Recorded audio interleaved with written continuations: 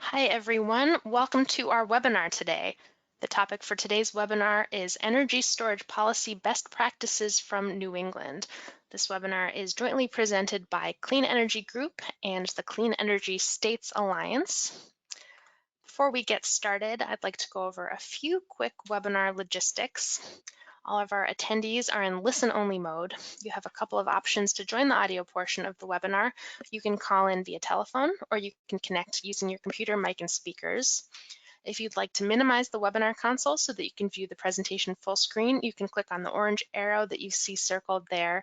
And you can also click on that to expand your webinar console. And one of the things that you might like to do with your webinar console is to submit your questions and your comments. You can do that throughout the webinar. We will save about 15 minutes for a Q&A at the end of the presentations, and we'll get to as many questions as we can. But we do expect a lot of questions. We've got a lot of people registered today, so we'll try to get to as many as we can, but do type your question in early to give you a better chance of getting it answered. A final note, this webinar is being recorded. We will send you an email with a copy of the webinar recording and a link to a PDF of the webinar slides within about 24 hours, probably this afternoon.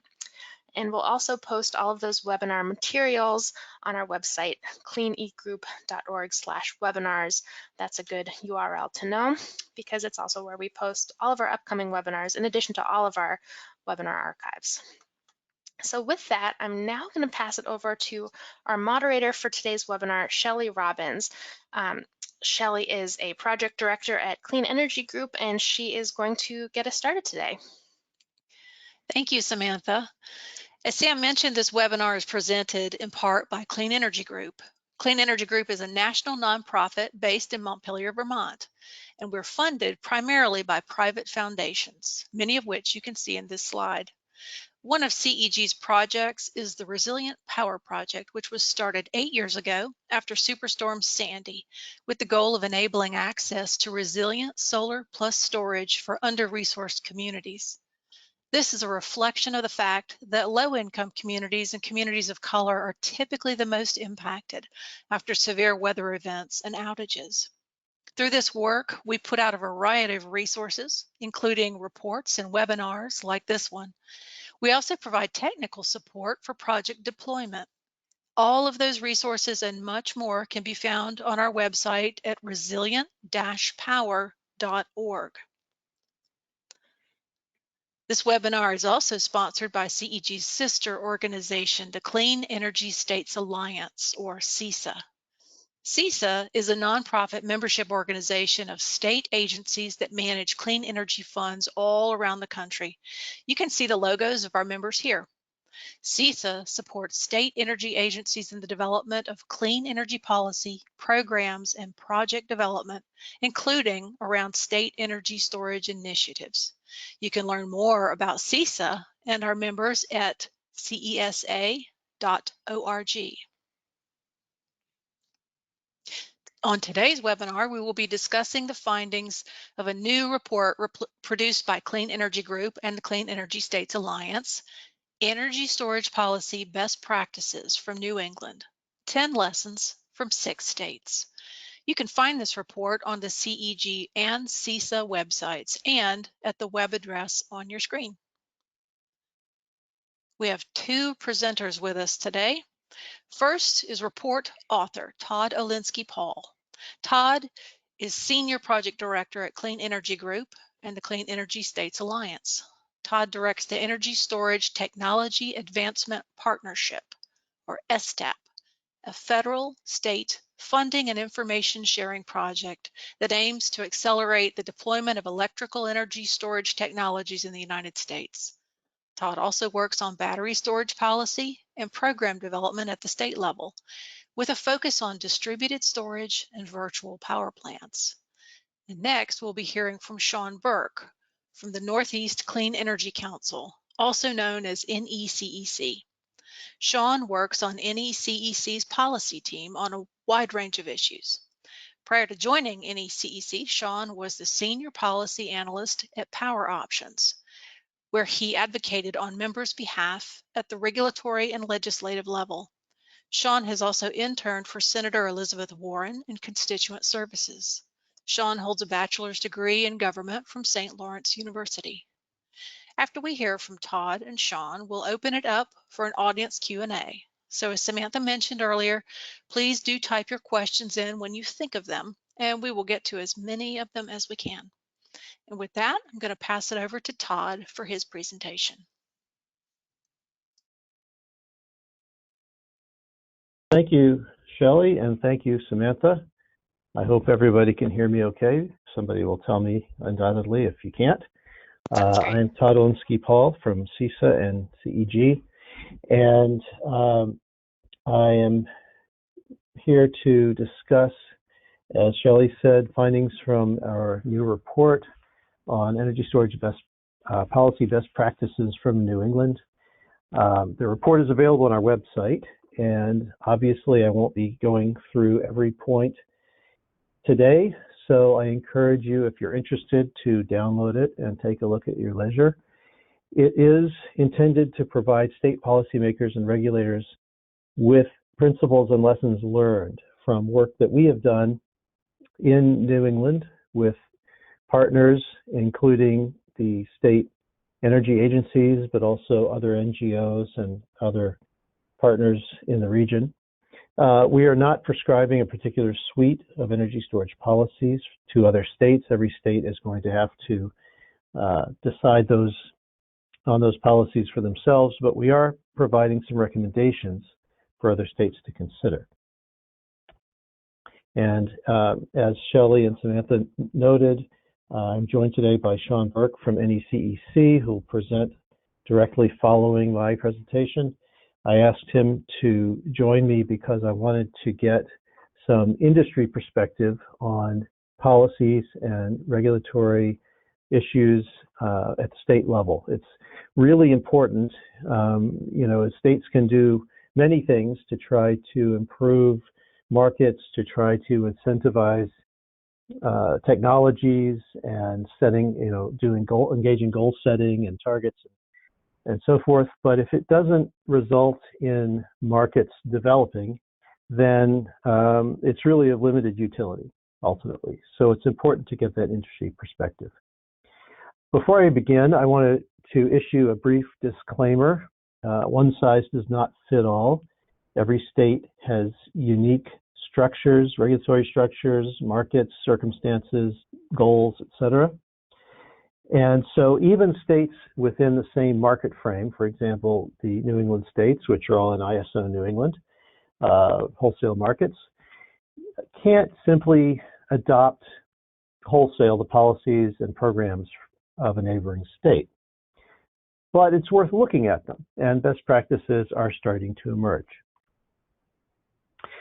In the report, we have condensed the best practices and lessons learned into 10 lessons from 6 states. I won't go over all of these in depth because I will be presenting on most of them in the rest of this presentation. But these are the 10 here. And I'm going to, as I said, I'm going to combine some of these. So I'm not necessarily separating these out one by one. But if you want to learn more about these, obviously you can take a look at the report. So to get started, the first 2 of these policy recommendations have to do with identifying benefits and assigning value to those benefits. So the underlying notion here is that value is not the same as price. So there are things that are valuable. There are valuable benefits that energy storage can provide. And many of those benefits are not priced or monetizable in current markets. So obvious examples of monetizable applications would be peak demand reduction, frequency regulation, and energy arbitrage. These are generally speaking monetizable for many energy storage owners. Examples of non-monetizable applications would be increased resilience, reduced land use, jobs creation, and many others. And these are important. They're generally recognized as having value.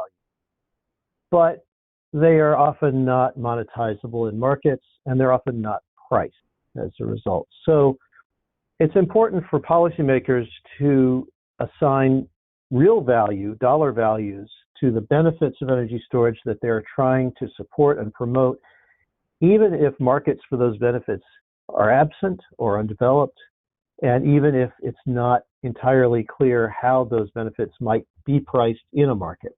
In other words, a low value or an estimated value is better than no value at all. And this is especially true when you're conducting a cost-benefit analysis.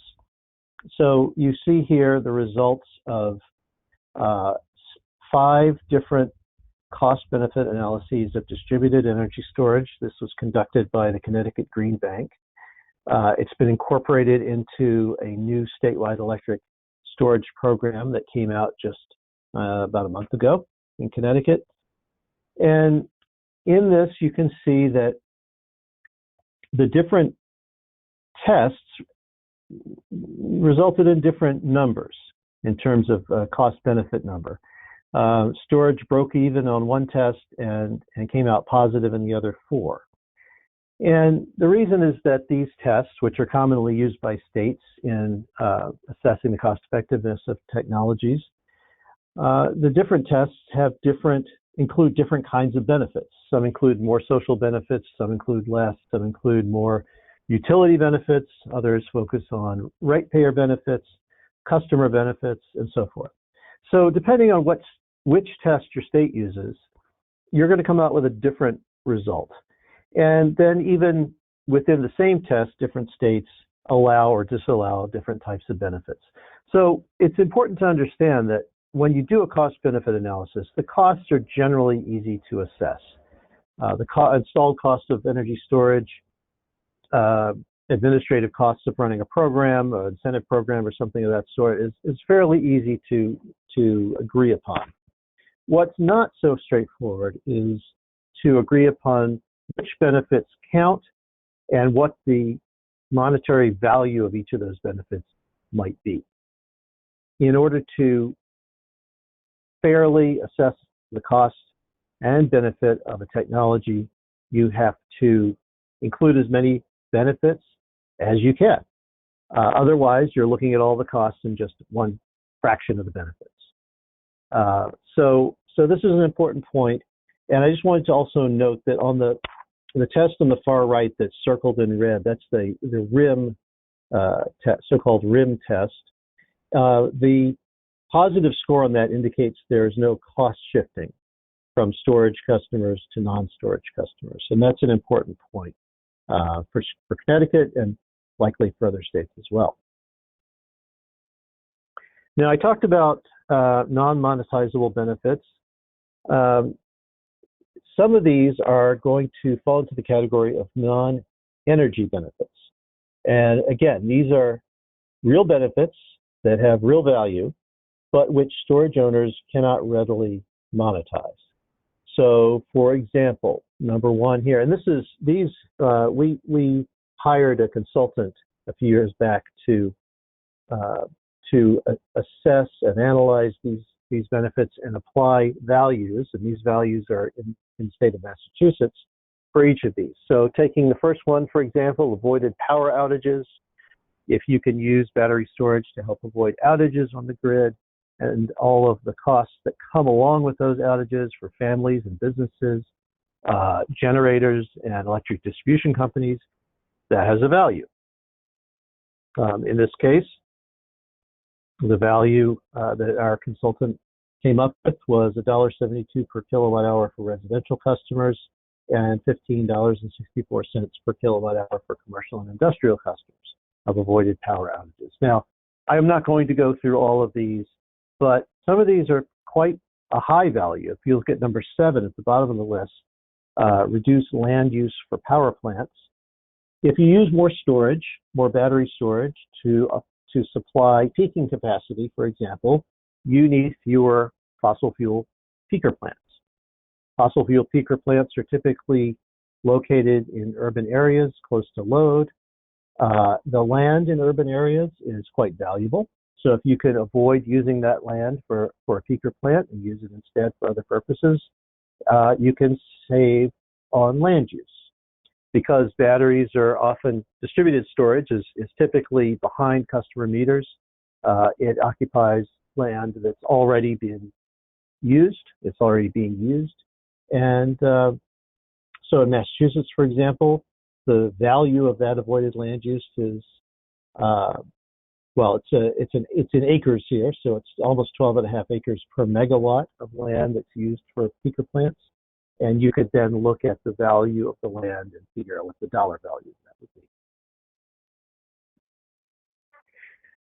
So once you've established the benefits and assigned values to the benefits of energy storage, and you've done a cost-benefit analysis, and now you're looking at setting incentive rates and how to incentivize, or performance payment rates, and how to incentivize storage. There's an important distinction here between incentivizing the mere existence or installation of energy storage versus incentivizing storage operations. And the key point here is that storage is not like solar, for example.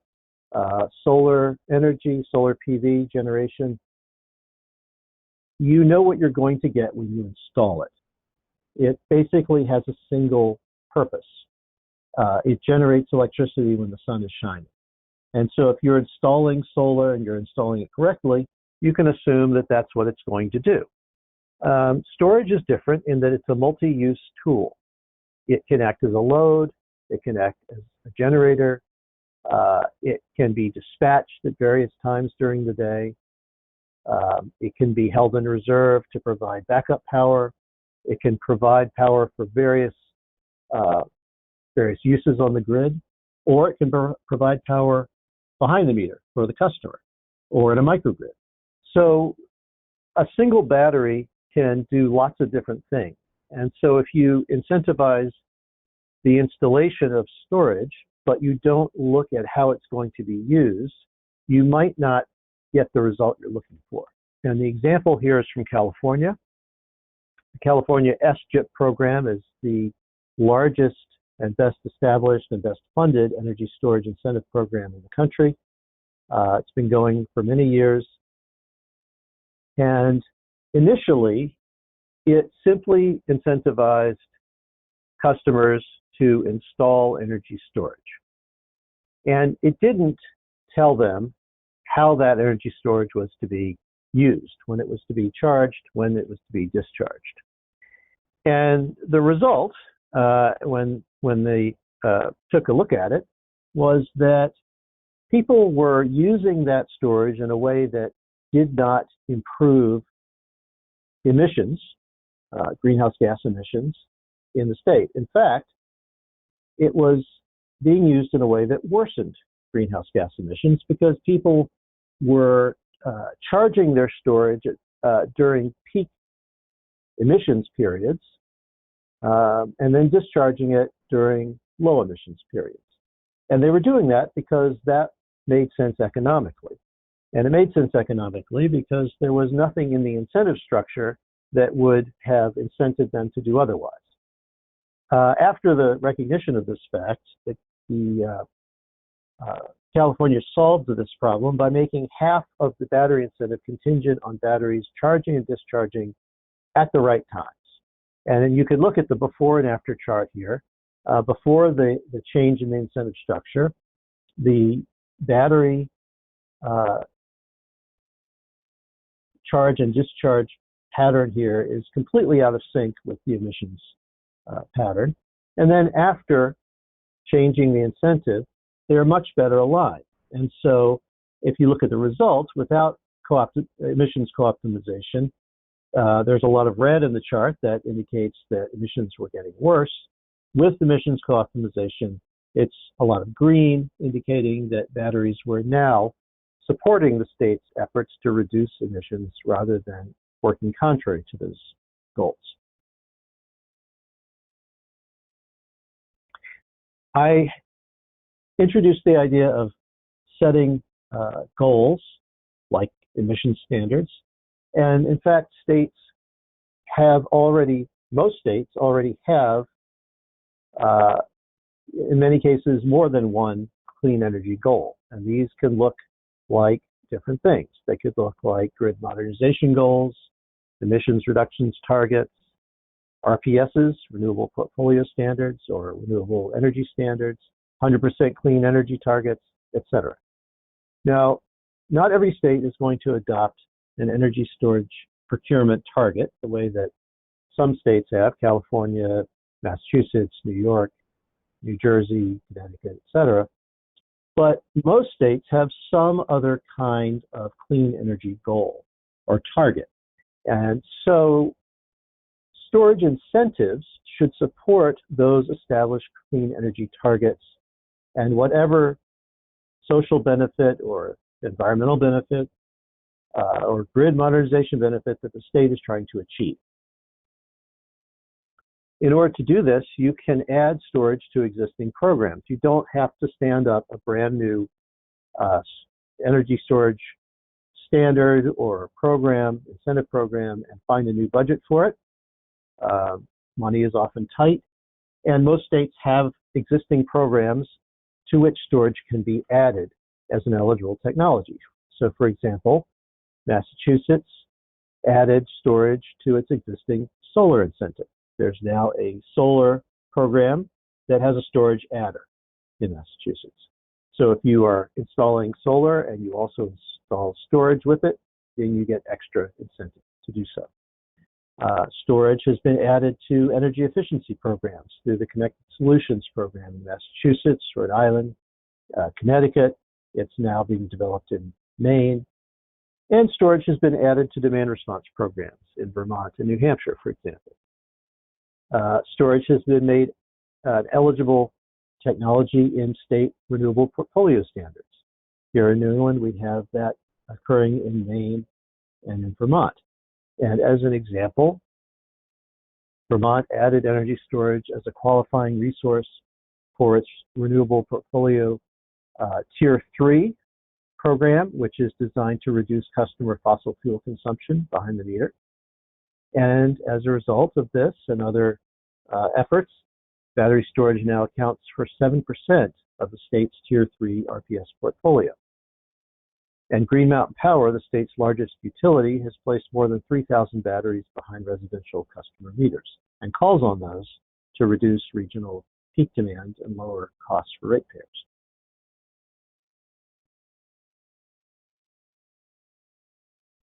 When doing all this work and thinking about how to structure an incentive program, incorporating storage into existing programs, coming up with policy targets, etc., it's important to incorporate equity provisions from the start and not as an afterthought later. And we've seen this done both ways.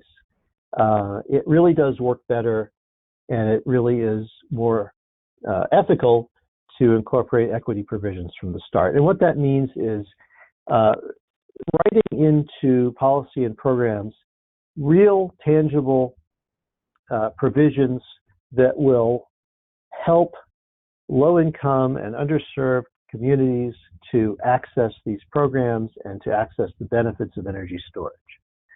And when doing this, carve-outs are good, but carve-outs by themselves are not generally sufficient because the neighborhoods that you're trying to reach with equity provisions have increased cost barriers, and they have increased financing barriers. They have increased perception of risk. They have informational barriers. And so just simply saying, well, there's a carve-out, we're gonna set aside some of this funding for these, for underserved communities to access is not enough. You need increased incentive rates. You need low cost or no cost financing. You may need things like on-bill payment. And there are examples of all of these kinds of provisions in various state programs. Notably, the new Connecticut statewide energy storage program, which just recently came out, has a number of these provisions. The other thing that is useful to do is to look for opportunities to provide storage benefits to facilities serving underserved communities. So schools, FQHCs, which is federally qualified health clinics, community buildings, municipal, YMCAs, etc., and multifamily affordable housing. Just as one example, the Solar Foundation puts out this annual solar schools map, and it's amazing how much solar is already out there on schools. And this is an enormous opportunity to add energy storage to these existing solar installations at schools and to provide thereby additional cost savings and backup power in case of a grid outage. Schools are located in communities. They often are the shelter that the community will turn to in case of an outage or some kind of extreme weather event. And there's a lot of solar out there that is not backed up with storage, and so it can't operate during a grid outage unless batteries are added. So it's a huge opportunity, and there are others. Support a varied and competitive storage market. Storage has a lot of locational value. In other words, where you put storage, behind the meter, in front of the meter, in an urban setting, somewhere on the transmission system where there's congestion. All of these have different kinds of benefits and values attached to them. And so it helps if the storage marketplace is varied. And you can try to encourage that by supporting diverse ownership models, so that you don't want it to just be that only utilities can own storage or that only non-utilities can own storage. You want utilities, third parties, customers. You want ownership and leasing models, PPAs, which is power purchasing agreements, virtual power plant models, all sorts of different ways for storage to be owned and operated so that the benefits can flow to where they're most needed. Now, we've talked a lot about some of the lessons learned, and one of the biggest things that we've run into in New England when working with states on some of these programs and policies is that regulatory issues are going to come up, and changes to the regulatory structure will be needed when new policy and programs are adopted. So things like interconnection issues, metering for storage, net metering rules. How do you allow storage customers to participate in net metering while ensuring that nobody is gaming the system, essentially? Who owns RECs, renewable energy credits? Who owns capacity from batteries that are installed behind meters? And all of this stuff is going to come up. It's come up in states across the country. It's been dealt with in different ways. There are many ways to solve these problems, but the essential point here is to anticipate it and not be sort of caught by these problems that you didn't anticipate, and then your new program is sort of put on hold while these things work their way through the regulatory process, and in worst case scenarios, the court. We've seen programs be delayed and dockets that have gone on for a year or two to try to resolve issues. And so it really is better to try to get stakeholders together ahead of time, including those from the regulatory agencies, people from industry, developers, community members, et cetera, and work these things out to the degree possible in advance. In other words, be proactive and try to avoid playing regulatory whack-a-mole. And try to learn from what other folks are doing. Obviously, as I said before, there's no one-size-fits-all in terms of storage policy, but that doesn't mean that you can't look at what other states are doing, replicate and improve on successful programs, and borrow what works. And number 10 is fund demonstration projects when needed, but don't rely on grants alone to build a market. And this comes from observing the process that many states have gone through with regard to energy storage. When looking at a new technology, states often start by conducting a study, writing a roadmap, then, or sometimes at the same time, issuing a grant or grants for the purpose of getting demonstration projects constructed. And these steps are good. These are often quite useful. There's nothing like getting steel in the ground and actually seeing how storage works in order to help people kind of start thinking in terms of what they might do with the new technology. But at the same time, once you have some storage projects that are up and running in your state, rather than to continue to rely on grants, it's good to start looking at longer term programs. And this can include all kinds of things: utility procurement targets, rebates, performance incentives, tax incentives, adding storage into existing solar programs, for example, reforming the IRP process, putting storage into efficiency plans, etc. And all of these are longer term market forming types of approaches. It doesn't, it's not to say that you shouldn't do demonstration projects, but it is to say that you want to look at what's going to help markets start to develop so that they are self-sustaining. So that's my presentation. I think I've managed to keep it mostly within the time allotted, and we will take questions after Sean's slides. So I will turn it over to Sean Burke. Thank you, Todd, and thank you to the team at CEG and CISA for the opportunity to present and for the report. I think it's a great report and underscores a lot of the progress that the states in New England have been making on storage to date. So as Todd mentioned, my name is Sean Burke, and I work at the Northeast Clean Energy Council, and wanted to first provide an introduction to our organization. And don't worry, I won't read this entire slide, but essentially our mission is to accelerate the transition to a clean energy economy here in the Northeast and provide an example for the rest of the country and globally. And we do so really in two ways. One is through innovation with support for startups and connecting mentors and investors to startups. And then the other side is the policy side where I sit. And we have roughly 200 members who span the entire clean energy spectrum. Basically, you name it, we probably have a company that does it. And we advocate on their behalf for policies that will allow the development of clean energy and progress us towards our climate goals in the Northeast.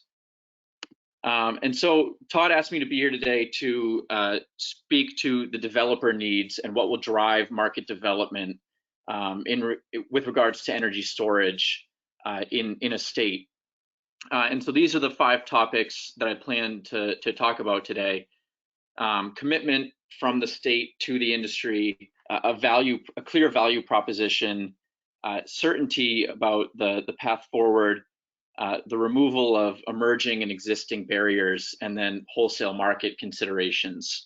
And this is obviously not an exhaustive list, but the framework for what will drive a successful market. And so in New England, we know pretty much where we're going. 5 of the 6 states have mandatory emissions reduction commitments, with some net zero commitments and some emissions reductions 80% by 2050 commitments that overall show the region is committed to decarbonizing not only the electric sector, but the entire economy. And so storage targets signal a commitment to the storage industry that they're going to be a part of reaching those goals. And so I've laid out the 4 states in our footprint who have storage targets to date, the first 3 being statutory and Massachusetts being regulatorily set. But as we see it right now, there's a disconnect between these commitments and progress. And so we need a roadmap for the path forward on how we're going to meet these goals.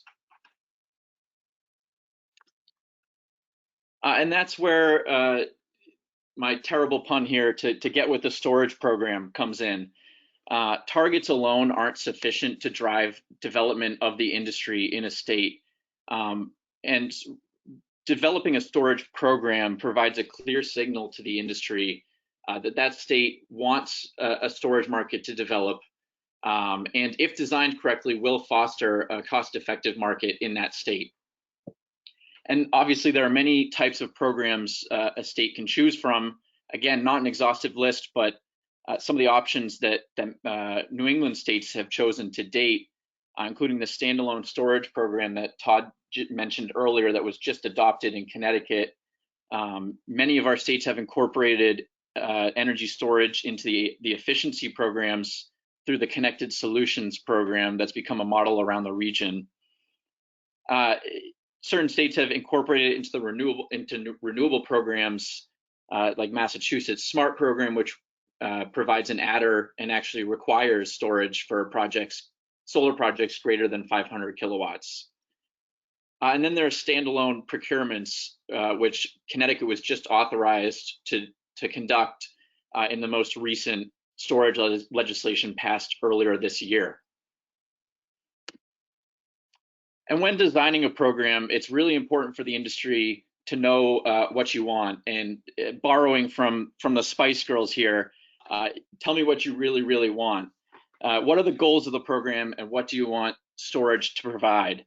There are many types of programs that a state can decide to undertake, and it really depends on that state's specific goals.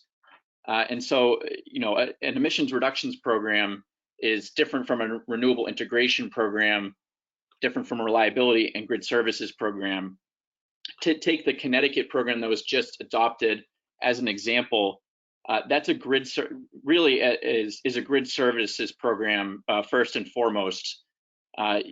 Developers will respond in response to utility called events to provide storage power, and while it's a grid services program, will likely have collateral benefits of emissions reduction and reliability. But really, the goal of that program is grid services, and it's designed in such a way to incentivize the storage to operate to provide grid services. And that's really what developers and financiers require, is that certainty and predictability, that the program that they're participating in is going to provide them value for responding in the way that the state desires. The storage assets are highly programmable to capture the best value, if that value is clear. And that really underscores the importance of a standardized BCA methodology, such as the National Standard Practice Manual for DERs, which we've recommended as a framework for BCAs around the region, and helps compare not only storage, but storage to other distributed energy resources as well. And as states are designing programs, and even before designing programs, a state might not have the statutory authority or policy appetite to design a storage program on its own, but can remove barriers that are hampering storage development today.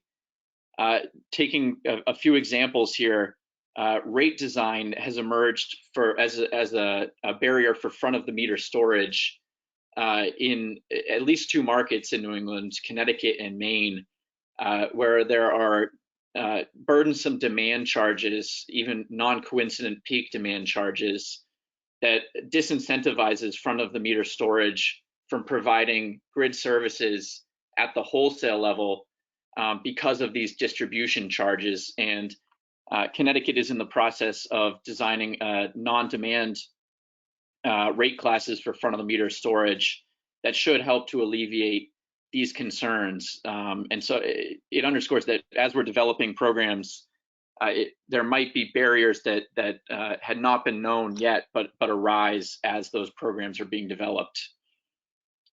There are also potentially restrictive program rules that inadvertently prevent storage from participating to its full capacity.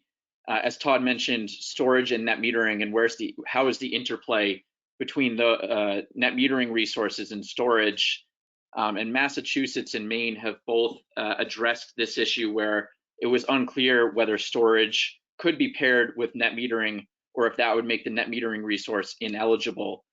And there were legitimate concerns around gaming in those instances, but both of those states recognized that with the right rules in place, net metering resources could be further integrated into the grid if storage was able to pair with them, and have since allowed storage and net metering to pair together, net metering resources to pair together.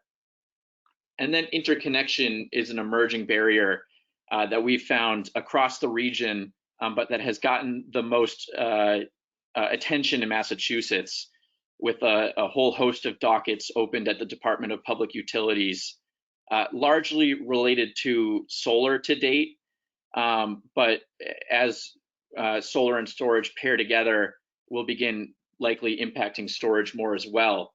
But there's also the opportunity to alleviate interconnection issues with storage when solar and storage are paired together. And that's something that we've begun exploring, and I know some of our partners in Rhode Island have begun exploring as well, the opportunity to leverage storage for better interconnection facilitation of renewables. And then lastly, I know I only have a few more minutes here, but wholesale market, and how do these state retail programs interact with the wholesale markets? One of the biggest considerations is capacity rights. Who owns the capacity rights? For developers, it's really important that they retain the ownership of the capacity rights, even if they are unable to monetize those capacity rights, because financiers are reluctant to invest in a project that might have obligations from another entity owning and bidding those capacity rights. And that's something that we spent extensive time in Connecticut on. And then program designs can facilitate or prevent wholesale market participation. Using the example of a prohibition on charging and discharging, this may make it functionally impossible for a storage resource to participate in the wholesale markets, whereas an incentive or disincentive for charging and discharging at certain times can provide the price signals necessary for storage owners to understand whether it does make sense to participate in wholesale markets while still retaining that option to do so. And as I mentioned at the beginning, there are many other considerations going into designing a program, but these are really the ones that are front and center for our developer members, and that we believe are important to developing a sustainable, cost-effective storage market in any state. So thank you again for the time, and I look forward to answering any questions. All right, we actually finished 1 minute early on that section. Fantastic. I've got some really terrific questions in the hopper here. So the first one, the value of energy storage in ISO New England will increasingly be with longer lasting batteries, like 8-hour batteries. So assuming that if you have a 20-year agreement for a short-term battery, but want to be able to adjust to future values of long-term, how would you prepare? I'm going to give that to Sean. It's a good question, and I think as the market develops and as more renewables are placed on the system, long duration storage will become more important. And so the flexibility to not only have short duration storage, which has a really important role, especially in the near term, but the flexibility to have programs that incentivize that long duration opportunity and procurements for those resources. Taking for example the offshore wind procurements in Massachusetts, allowing storage to participate in those procurements will allow those resources to better integrate into the system. I hope that answers your question. Shelley, this is Todd. I'd like to just mention that a similar question came up recently in a DOE workshop that I was involved in that was actually about long duration storage. And, the question was from a policy or a regulatory standpoint, should we engage in trying to develop policy or programs around the current short duration storage markets when long duration is coming down the pike? And the answer was from DOE was, well, it's not necessarily the same. It's not the same markets and applications, and it's not as though short-term storage technologies are going to be replaced by long-term storage technologies. It's that we're going to continue to have a need for short-term technologies like the current, lithium-ion batteries, for example, or flywheels. But we also have long-duration needs that are going to be supplied by new and emerging technologies. And those two types of applications, short and long-term, are both going to continue to be valuable because there's going to be short-term storage needs that are going to be better supplied by something like a battery, and there's going to be longer-term storage needs that might be better supplied by other technologies. And both of those are going to continue to have value. All right. Okay, we're going to switch gears a little bit. On number 6, resiliency.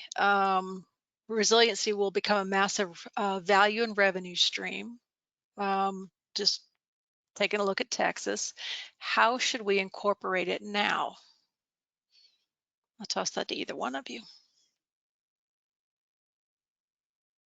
Well, it is being, the problem with resiliency is, as I said, it's a benefit that everybody recognizes is incredibly valuable, but nobody quite knows how to, kind of turn that into put a monetary number on that value, and then how do you create a market? And I've said for years that, at some point, the insurance companies and their lawyers are going to do this for us because just like everything else, if it's threatening investment and safety and well-being and health and communities and land values and all the other stuff that we rely on, then eventually there will be values attached to preventative measures, just like seatbelts and fire codes and all the rest of the stuff that we've developed.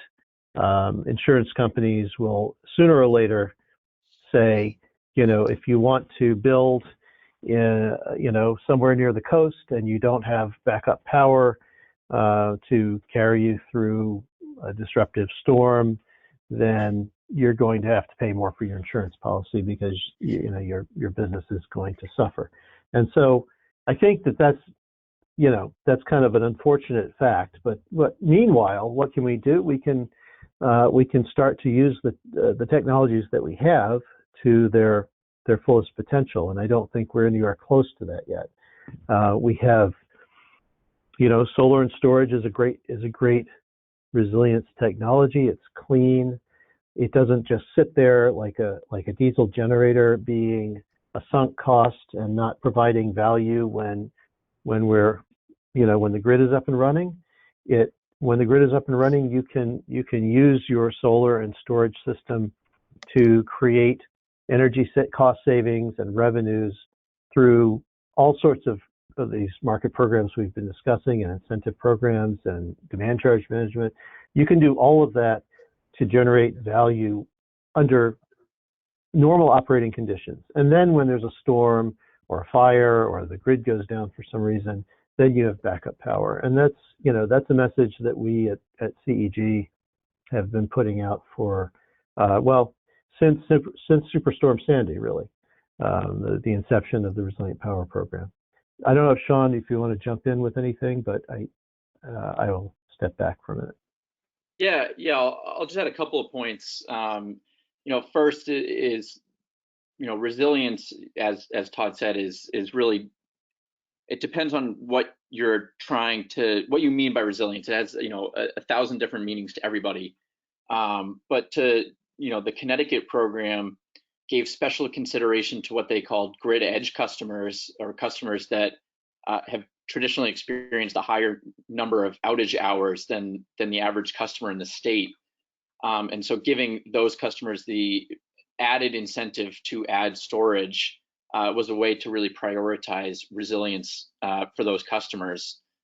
And then, as I said in what the slide about what the program is intended to really provide, if you're looking for a resilience program, microgrids are probably going to be front of mind, and it's a whole different host of considerations than the types of programs that I went into in my presentation, and wouldn't probably incentivize different use cases. All right, and there's a sort of related question about health benefits, that those can be monetized. I would also, and they weren't included in the list, but that's true, they can. I would also assume, and let me know if I'm correct, Todd, that that's another area where insurance can step in and play a role in that, as far as monetizing health benefits. Yeah, certainly. I mean, we have done work on this. There are millions of customers, residential customers all over the country who have critical home health equipment that is reliant on electric power. So all kinds of oxygen infusers and pumps and medicine that has to be refrigerated, and just there's a whole range of these kinds of home health equipment. And the utilities know that they're there, and they have lists. Every utility has a list of customers that they don't shut off in case of, for example, the bills weren't paid, because they know that the customer has critical health issues, and the customer is reliant on electricity. But at the same time, there's typically, in most utilities, there's no plan for what to do in a general outage to support those customers, and there's very little kind of attention given to that. And we've been looking at this for a number of years. There are ways to support home health equipment. There's a pilot program we're involved with, and we're supporting in Massachusetts, where they're putting very small batteries, and these are 2 kilowatt, 2.5 kilowatt batteries, much smaller than something like a Powerwall that supports your entire home. And they're combining these small batteries with in-home load-reducing equipment like water heaters and thermostats, and also with a very small solar panel. And the point is that you can get a lot of benefits out of a combined system like this, and still have enough backup power in the battery, not to support the entire house, but to support your critical medical needs. And they're portable as well. So if you needed to evacuate and you wanted to be able to, take your medical equipment with you, you could take the battery. It has plug points in it. You put it in the car, you plug into it, and you have power on the way to wherever you're going. So there's all kinds of health issues that need to be given a lot more attention. Hospitals typically have backup power, but as I said earlier, the federally qualified health clinics, many of those do not. And so we're seeing, we're looking, there's another area where we're looking at the potential for solar and storage to provide resilience benefits that have a or real health benefit to the community. And I've got, oh, go ahead. I was going to say, just to I agree with everything Todd said, and on a different piece of the health aspect there, health benefits are an important consideration, especially with regards to equity. As Todd mentioned, replacing peaker plants with cleaner energy solutions will lead to health benefits, typically in environmental justice communities, and is something that the National Standard Practice Manual does incorporate into its BCA framework. So that could be a good resource for understanding how that fits into the puzzle. Absolutely. Thank you, Sean. And just let me quickly say that CEG has a peaker replacement project looking at exactly that. How do you replace fossil fuel peaker plants, which is some of the dirtiest and most expensive power on the grid, with clean distributed solar and storage, which can be aggregated and dispatched in a virtual power plant model and can do the same job while also providing the benefits to the community in the form of resilience, and in the form of cost savings, and in the form of reduced pollutants.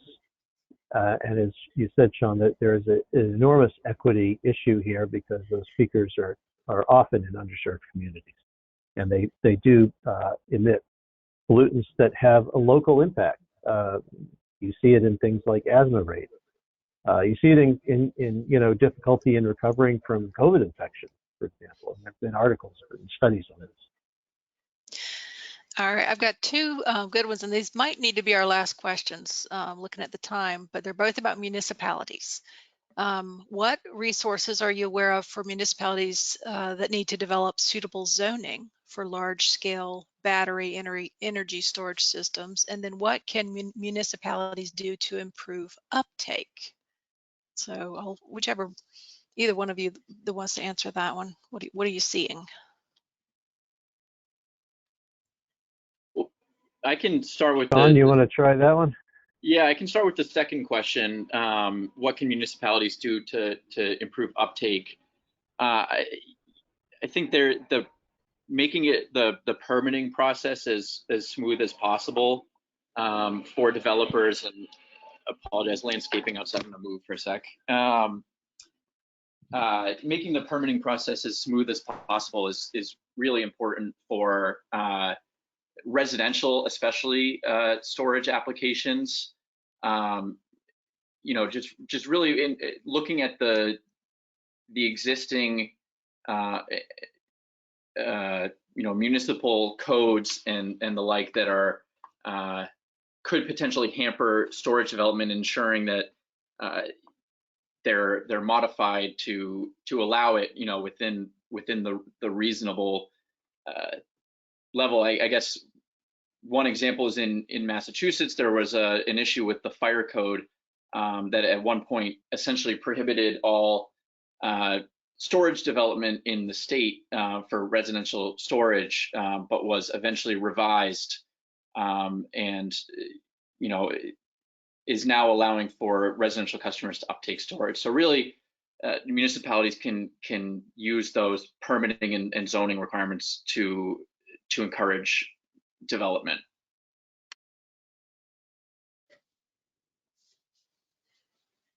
Todd, do you have anything to add? Yeah. Okay. Sure. Yeah. It's a difficult issue because what happens is that municipalities are in many states, responsible for developing zoning, for permitting projects, for making sure that health and fire codes and electrical codes are met and so forth. And so what you end up with is typically, like a planning board, which is often a voluntary, position, people who aren't necessarily electrical engineers, or even if they are, even if somebody is on the board, electrical engineer, they may not have much familiarity with stationary storage, which is still a relatively new technology at the scale where you would look at a large, you say utility scale or commercial scale, energy storage resource in a community. And so, it's natural that people want to be conservative and careful and cautious. And the problem there is that, that in the absence of information, it's easy to have misinformation. And we've seen this with other technologies. Like, I used to work in wind, and you had people coming into the town board meetings claiming that wind turbines would make the cows stop giving milk and make everybody give people dementia and all kinds of crazy stuff. And partly, the problem with this is that because the local board wasn't really didn't have the real information about wind turbines, sometimes they weren't sure where to turn for this for the right information. And so there are national labs working on storage standardization on storage practices, permitting and standards and so forth, and trainings for first responders, and so all of this stuff has to get promulgated, and in the absence of sort of accepted best practices, it's easy to get lost in misinformation. So the thing to do, I think, is to look for help from organizations like ours, go to the national labs, go to the state, and as a municipal agency, look for sources of information that will help you to make, the best decisions for your community. All right, thank you. We are out of time. I did not get to all the questions. They were really good. And thanks to everybody for submitting them. But we're out of time. So I'm going to turn it back over to Samantha to close us out. Thanks, Shelley. And I just saw a question pop up asking whether this was recorded. It was recorded, and we'll send you slides in the recording probably this afternoon or by tomorrow at the latest. So before you sign off for the day, I wanted to let you know about a webinar that we have coming up. The title is How Green is Blue Hydrogen? Oh, there you go, you should be able to see it on your screen. How green is blue hydrogen? Study finds hydrogen produced with CCS produces high emissions. So if you'd like to join in for that topic, it'll take place on September 7th. And again, we'll send out a slides and a recording of this webinar. You can also find that on our website at cleanegroup.org/webinars. That's a good place to register for our upcoming webinar as well. So thank you everyone for joining us today. Thank you, Sean. Thank you, Todd. Thanks, Shelley. And we hope to see you at the next one. Bye, everyone.